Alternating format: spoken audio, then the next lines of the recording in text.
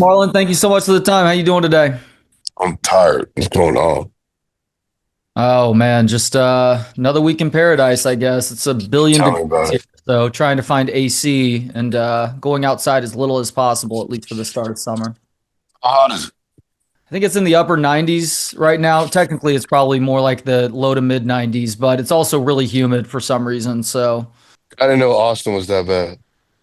yeah, it's not like Houston. Like, gosh, who was it I was talking with a few weeks ago? Houston's very humid.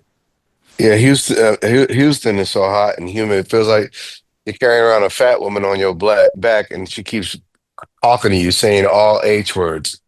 Hey, Snarls, Snows, Heather.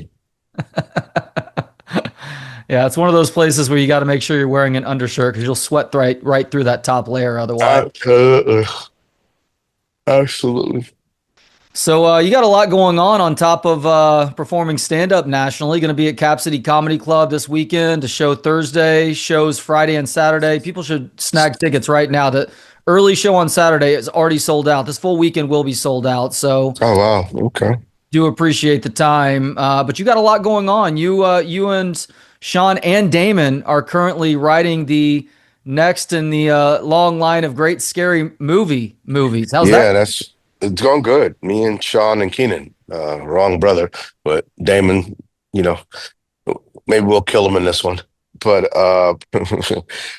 yeah, it's going good. It's fun working with them again, and I think we're all in a different place than we once were, and you know, it's cool though, to be able to take on different roles and just have fun again. Well, the great thing about that formula too is that Hollywood will never stop making scary movies, and so you've always got material at your disposal to go along with that. However, you guys want to play with things in a unique manner too. Very true. But the key is like, for us is I look at it less as a making a funny parody than I do as just making a really funny horror comedy. And this way, that's what keeps it like fresh and different. And it's not just about it being a parody based on the movies that come out. I think you can only do but so much with that to get to really dig into other facets of the comedy. Hmm. You are also starring in Jordan Peele production coming up this fall called Him. Uh, Yeah, that's dark. what exactly is that movie? It's a psychological horror thriller that takes place in the world of football, and it's crazy. I think I think I have a twisted performance in it, and I can't wait to people to see it. Did you say in the world of football? Yeah, How so? it's kind of like Tom Brady, the greatest quarterback ever, wants to retire, so they send his replacement, new franchise quarterback, to the his what do you call it, his camp, and then Tom Brady realizes, and he's supposed to help this kid out and take him through the ringer. And then Tom Brady realizes he wants to actually come back. And so he puts the kid through hell in order to break him instead of make him. Do you And play it the young gets quarterback? If dark. not, what role do you play? I'm the old dude. I'm the twisted MFer. Oh, you're the Brady. Yeah. Oh, I like it. Okay. Yeah. If you were a quarterback, what would your greatest strength be? What would your best route be? If I was a quarterback, Yeah. oh man, I probably them short passes like Tom Brady. Yeah. Just knowing exactly what a defense was going to do before the ball was snapped and go to where you need. Yeah, just go get the ball out your hand so they don't get you. That was Tom Brady's gift. He used the short pass as the run. It was really smart not to, that ball was out of his hand, out of his hand, out of his hand. And you let the guys who get paid to take hits, who know how to dodge those DBs and dodge those linebackers, let those guys make their money doing what they do, which is yards after the catch. Did you have to actually do much throwing for the movie? Um, I prepped like I was gonna be throwing a lot, but I didn't actually wind up throwing a lot. They didn't hire me to be the arm. They hired me to bring a crazy twisted performance. And that's what I did. But I'm glad to hear that you actually prepared yourself just in case. You don't want to look like Steven Seagal trying to run when you're trying to do something athletic on screen. Absolutely. Don't want to do it. I gotta look the part. I gotta feel the part too. Well, speaking of feeling the part, I heard this in another conversation you had in the last 6 months or so. You've really taken a good grasp on your own personal health. I heard you reference Gary Brecka as a guy who Oh helped yeah. get there too. Very interesting name. He's a guy that's really making a name for himself right now. How did Gary Brecka help you out, Marlon? Um, just into health and nutrition and trying to be my optimal superhuman. And he's about all those things. And he's very smart. He used to work for the insurance companies. I think it was what was that, a phlebotomist? One of Yeah. those doctors that basically take your blood and he could tell you when you're going to die. And then he flipped sides and was like, let me tell you how you can live longer. And so, I've been following his program, and I think he's incredibly smart. And since I've been doing it, I feel great. Is there anything that surprised you that you had to give up as a result of the testing that you did to try and figure things out? Yes, potato chips and rice. Those are the two things I kind of miss. Potato chips is Because less surprising. The rice is surprising because people do tell you that rice is generally good for you, but it's and also it's all folic acid. It's the folic acids that they spray the rice with. It's not even the rice. You can have like an organic rice. It's the fact that they spray the rice with folic acid. I'm allergic to folic acid because Mm. my body overproduces. So as far as potato chips are you concerned, are you an original guy or do you have a favorite flavor? For me, it's salt and vinegar. I love salt and vinegar. I'm I'm a kettle chip type of dude, and I just started trying out these wrap chips, and those are good too. But I'm not supposed to be eating. I'm a sucker for crunch. Like if something is crunchy, I'm immediately going to like it a little bit more than I might have otherwise. Um, I don't know. Um, I don't care about the texture. I care about the flavor. Like that salt and vinegar hits hard. Throw a little hot sauce on it to make it crazy. Yeah. So speaking of the stand-up comedy now, so the current tour is called Wild Child. You were here about a year and a half ago. The tour then was called Skittles, and it had to do with your daughter who is transitioning into a male. Are you still working with that material right now? And if so, how are you feeling about things? You any closer to maybe I'm putting ready to shoot a the special. next special out? I'm ready. I'm ready to shoot a special. I'm looking for theaters now, and yeah, that one's ready to go. I got that one so tight. Now I'm just like I'm ready for I know the next hour I want to do. So, and the hour after that, when I do it, I just get it to a certain place, and then I just and try different things and different endings, and I mean that show's at a really special place right now. Yeah, you and I have talked in the past, and you always seem to be playing chess with regards to the stand up that you're working and what you're planning on doing as well. So you have the next 2 hours already plotted out in your head then. Yeah, Are you starting to yeah, sprinkle any of that material into the current special? absolutely. Okay. Because sometimes I'll just do a brand new hour. Right? I'll just be like, you know what, I don't want to work on that. I'm gonna take this hour and I'm gonna work on this next hour. I don't have to keep rehearsing it. I know it. So now I just go, well, let me try the new hour and see how that goes. And then let me try the work on the hour after that. I gotta keep it fun for myself. Without telling any jokes, obviously, are there any general themes that you're working with on those next two specials? Mm, well, I think one will probably be about my me being the youngest in my family Hmm. and what it's like growing up Wayans. And and then the next one would probably be how terrible I am in relationships. Relationships are hard. It requires a sort of selflessness that I'm not always very good at. Yeah, I suck. I'm terrible. Good person, just not good in a relationship.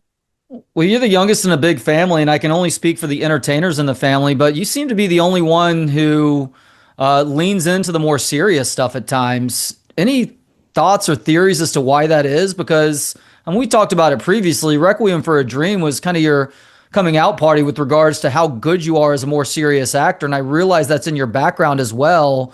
But just the willingness to explore that versus some of your brothers and sisters who are obviously legends of the world of comedy. I always find that fascinating about you. I went to performing arts high school. I wanted to be a great dramatic actor since I was a child. So I didn't actually come up as a comedian. I came up as an actor. And then comedy is something I started when I was like 39 years old because I was like, I've been a star for a long time. I want to be a superstar. So the best way to do it is just become, my brother Keenan always said, you got to be an unstoppable force in nature. And that's what I've worked myself to be. So I want to be as dramatically uh, uh, respected as I am comedically. And I think if you put the two together, you have something special. So you started in the stand-up world when John Witherspoon, the great John Witherspoon, was still on this planet. You said in a previous conversation that when you guys were doing the Wayans brothers, and by the way, screw that network that didn't think John Witherspoon would be a great dad on any TV show, much less with you guys. But he was always Crazy. encouraging you to try stand-up comedy as Yeah. next thing under your belt. Did you get a chance to speak with him at all after you started stand-up and either get advice or just get his thoughts on what he felt like it would take for you to succeed? No, he was just proud of me for finally doing it. He Hmm. was telling me, Marlon, you got to go get those keys. See, there's different keys that you got to get. And stand up is that key, brother. That's that extra key to the bank. And when I started doing it, he goes, now we're talking, brother. You about to get all those keys, see? And that was him telling me. He was basically proud of me for doing what he thought I should have been doing.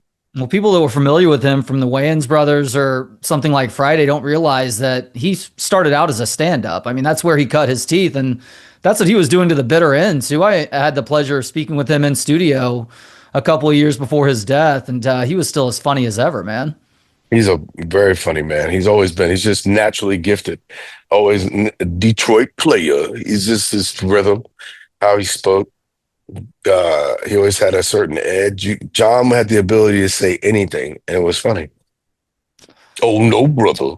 Just you give him the smallest line, and he make it funny. And he was beautiful about John is he had classic scenes in a lot of classic movies.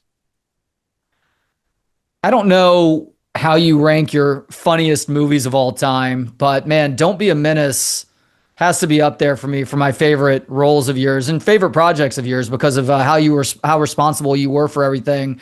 Just how naturally did that movie come to you and Sean? How easily did it come to you guys?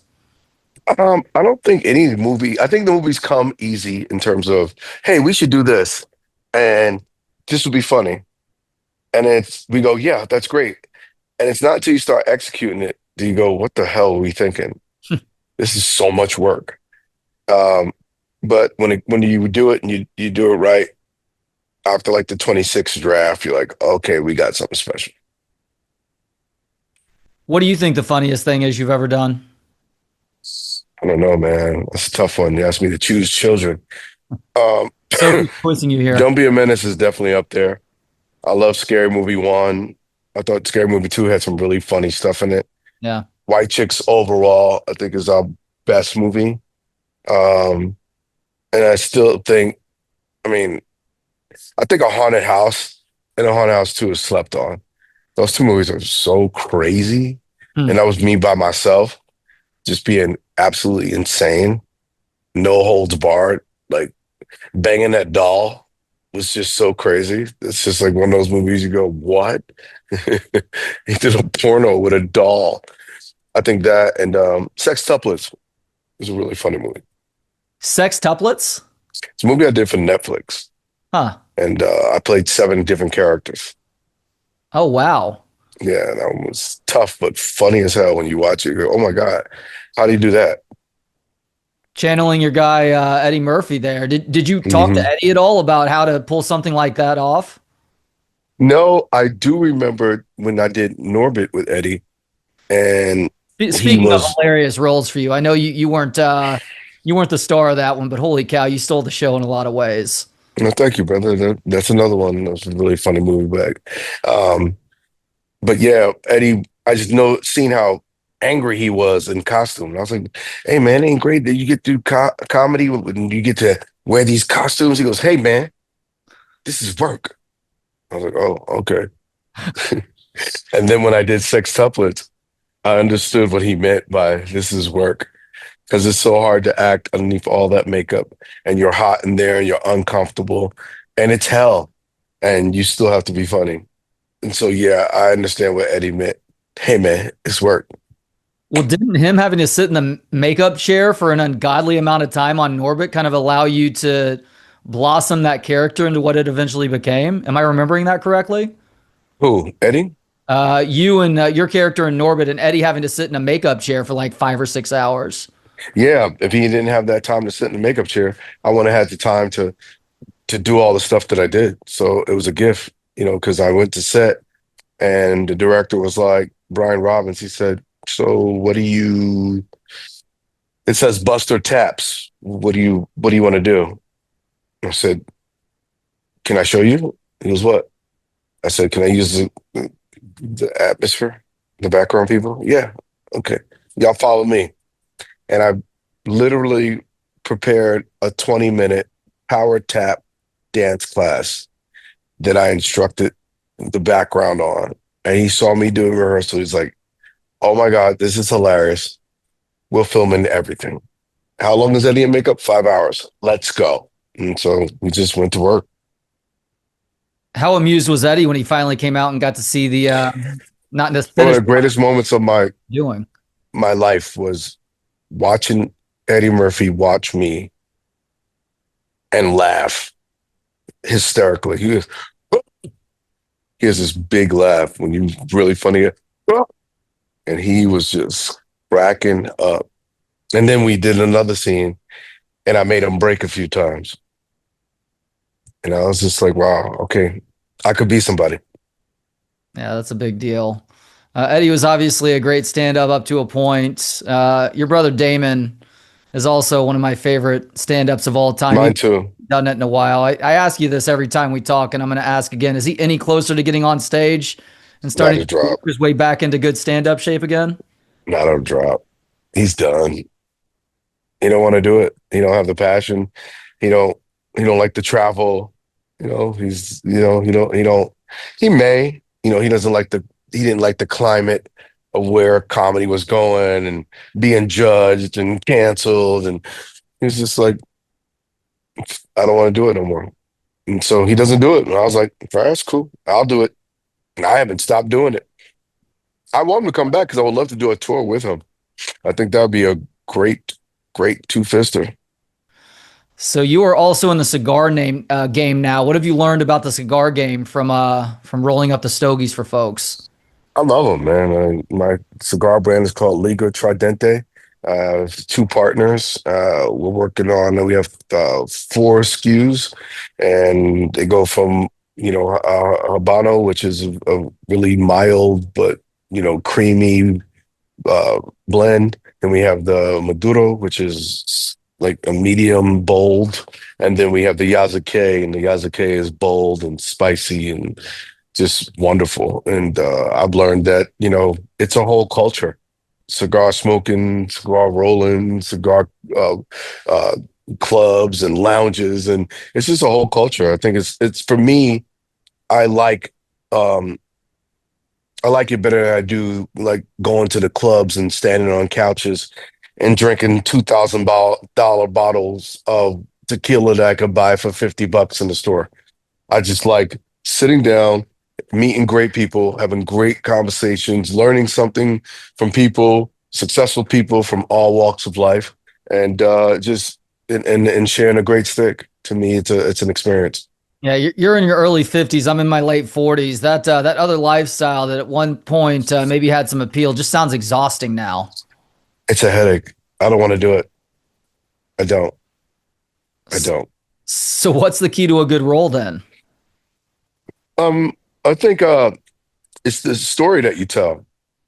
You got to be able to, it's where it starts and where it ends. You have to start somewhere, and I like the surprises throughout, and the consistency, I think, is important. But I like when you get past the band, that's when you really start seeing the flavor. If you still, because for me, if I don't like it, I won't get to the band. If you haven't told me the right story before the band, I'm not. I can't finish it because I feel like I'm wasting my lungs or I'm wasting my time. It takes a long time to get to. So I like the whole thing to just be an experience and keep opening up.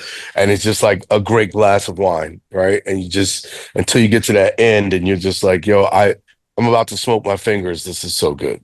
Hmm. All right, last thing now, Marlon, you're going to be at Cap City Comedy Club, a show Thursday, 2 shows Friday, 2 shows on Saturday, capcitycomedy.com for tickets. I love stand-up. I think you love stand-up. What do you love about stand-up comedy?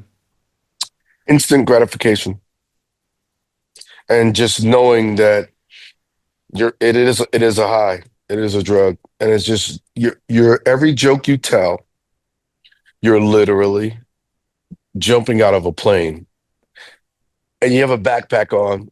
You just don't know if it's a parachute. So every joke you tell, you pull the ripcord, and it's sink or swim. And it's so many moments of that within the hour or hour and a half that you're performing. And that's just fun to me. It makes you an all around better writer. He makes it a point to make it to Austin every year and a half or so, and we are at that Yes, time sir. once again. Marlon Wayans, you know him recently from doing a great job as George Raveling in Air, upcoming film. Him sounds like a great psychological thriller where he plays an aging quarterback who may not be ready to hang it up just yet, putting the young guy through hell. And plenty of comedy roles over the years as well. Cap City Comedy Club this weekend, Thursday, Friday, Saturday, capcitycomedy.com for tickets. Marlon, always a pleasure. Thank you so much for the time today, man. Gang, gang. Thank you, brother.